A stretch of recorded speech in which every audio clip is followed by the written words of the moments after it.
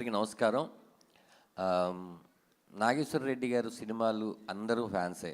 ఆయన సినిమాలో పాటలు కానీ కామెడీ కానీ చాలా చాలా బాగుంటాయి. అలాంటి ఆయన చిన్న గ్యాప్ తీసుకున్నారు.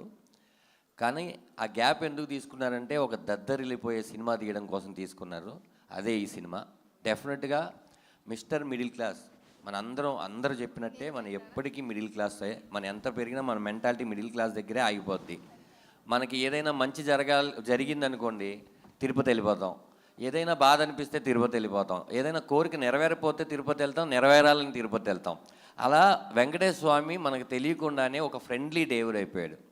అలా ఒక భక్తుడికి వెంకటేశ్వర స్వామికి మధ్యలో నడిచే కథే ఇది. మనందరి కథ. డెఫినెట్గా మనం థియేటర్లో కూర్చున్నప్పుడు 2 నిమిషాల తర్వాత శ్రీకాంత్ గారు గుర్తుండరు. శ్రీకాంత్ గారి క్యారెక్టర్ మనమే అనుకుంటాం, లయ గారు గుర్తుండరు, మనమే అనుకుంటాం. ఇందులో ఉన్న ఆల్ క్యారెక్టర్స్ మన దగ్గర నుంచి పుట్టినవి కదా అనిపిస్తుంది.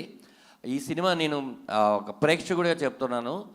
చాలా సినిమాలు యాక్ట్ చేస్తాము, చాలా సినిమాలు థియేటర్ బయట వరకు వస్తాయి, కానీ కొన్ని సినిమాలు మాత్రం మనం ఇంటి వైపు వస్తాయి. ఇంటికి వెళ్ళిన తర్వాత కూడా ఆలోచింపజేస్తుంది. అలాంటి సినిమా ఇది. నేను ఈ సినిమాకి సాయి కార్తిక్ ఎప్పుడూ చెప్తుంటాడు, ఆయన చాలా చాలా లోపల పెట్టుకుంటాడు. సినిమా ఏదైనా కనిపిస్తే అతని దగ్గర ఉన్న ఇన్స్ట్రుమెంట్లు అన్నీ తీసుకొచ్చి వాయించేస్తాడు.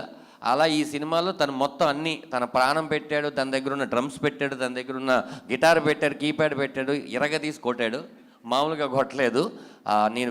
నేను రాజేంద్ర ప్రసాద్ గారు ఇంట్రడక్షను సీను చూడడానికి వెళ్ళానండి. చూసిన తర్వాత నేను అలాగే ఉండిపోయి ఇంటికి వెళ్ళి సరే ఏమైతే అయింది, రాత్రి 8 అయింది, పర్లేదు అనుకుని రాజేంద్ర ప్రసాద్ గారికి ఫోన్ చేసి ఒక పావుగంట మాట్లాడాను. సార్ నేను వెంకటేశ్వర స్వామిని చూస్తున్నట్టే ఉందండి, ఆ మ్యూజిక్ అవన్నీ చూసిన తర్వాత నా వల్ల కాలేదు, ఎట్టి పరిస్థితుల్లో మీకు కాల్ చేయాలి అని చేశాను సార్ అంటే ఆయన కూడా ఏమన్నారంటే అంత నా గొప్పతనం ఏం కాదమ్మా, నాకు ఆ క్యారెక్టర్ అంటే నాగేశ్వర రెడ్డి గారిని ఆయన నాగి అని పిలుచుకుంటారు, ఆయన వేయించారు, చాలా సంతోషంగా ఉంది, నీకు నచ్చింది కదా, నీకు అంటే ఒక ప్రేక్షకుడిగా నీకు నచ్చిందంటే నేను కూడా బాగా చేసినట్టే కదా అన్నారు. అంత మంచి సినిమా. ఎప్పుడెప్పుడు 17 వస్తుందనే మేమందరూ వెయిట్ చేస్తున్నాం. ఈ సినిమాలో ఇక్కడ ఉన్న పృథ్వీ అన్న, చిట్టి అన్న, ఆలీ గారు, కరుణ, అశోక్ అన్న, మన రాయనక్క వీళ్ళ కాకుండా వెనిల్ కిషోర్ గారు, సునీల్ గారు మొత్తం రీల్కి ఒక కొత్త నటుడు వచ్చి వెళ్తూ ఉంటారు. ఎందుకంటే పాజిటివ్ అంటేనే శ్రీకాంత్ గారు. ఆయన ఎప్పుడు చాలా పాజిటివ్గా ఉంటారు. ఆయన దగ్గర ఉన్న వాతావరణంలో ఉన్న ఫ్రెండ్స్ని కూడా పాజిటివ్గా పెడతారు. కాబట్టి ఆయన ఉన్న ఈ సినిమాలో వెంకటేశ్వర స్వామి ఉన్నారు. ఈ సినిమా చాలా పాజిటివ్గా ఉంటుంది. ఏదైతే వెంకటేశ్వర స్వామి శ్రీకాంత్ గారిని చేయబట్టి నడిపిస్తున్నారో ఈ పోస్ట్లో రాజేంద్ర ప్రసాద్ గారు, ఈ సినిమాని వెంకటేశ్వర స్వామి థియేటర్ దాకా తీసుకొని వెళ్ళి ఇచ్చేస్తారు. మీ అందరు మిడిల్ క్లాస్ వాళ్ళందరూ కూడా ఈ మిస్టర్ మిడిల్ క్లాస్ సినిమాకి వచ్చి ఈ సినిమాని చూడవలసిందిగా నేను రిక్వెస్ట్ చేస్తున్నాను. Thank you so much. ఆలన్న, మామూలుగా మీరు స్టేజ్ మీద ఉండి ఏదైనా ఒక 10 రూపాయలు 20 రూపాయలు ఇస్తే సెంటిమెంట్గా వర్కౌట్ అవుద్దంట కదన్న, అలా ఒక 500 గూగుల్ పే, ఫోన్పే. నిజం, ఆయన ఈ సాంప్రదాయాన్ని మొదలుపెట్టారు. ఆయన చేతి వాడడం ఇలాగే తీసుకుని ఇప్పుడు 2000 తీసుకున్నా, 2500.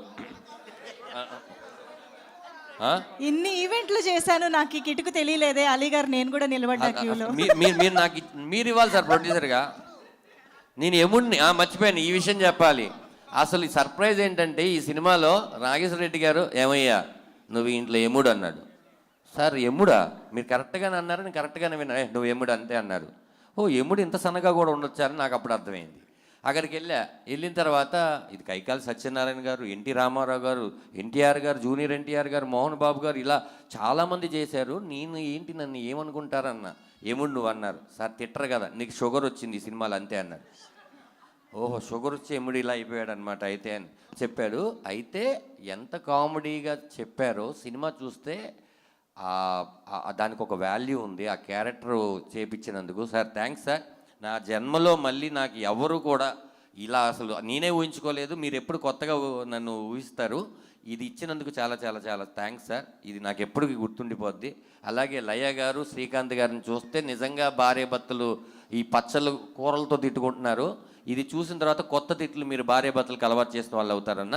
వాళ్ళందరూ కూడా మీకు మెసేజ్లు పెడతారు, ఇలా కూడా తిట్టొచ్చా భార్యలని. Okay, thank you so much. ఈ అవకాశం ఇచ్చినటువంటి చందు గారికి, జీకే గారికి మనస్ఫూర్తిగా కృతజ్ఞతలు చెప్తూ తెలియజేసుకుంటున్నాను. 17 థియేటర్లో కలుద్దాం. సూపర్ ధనరాజ్ గారు, థ్యాంక్ యూ వెరీ మచ్.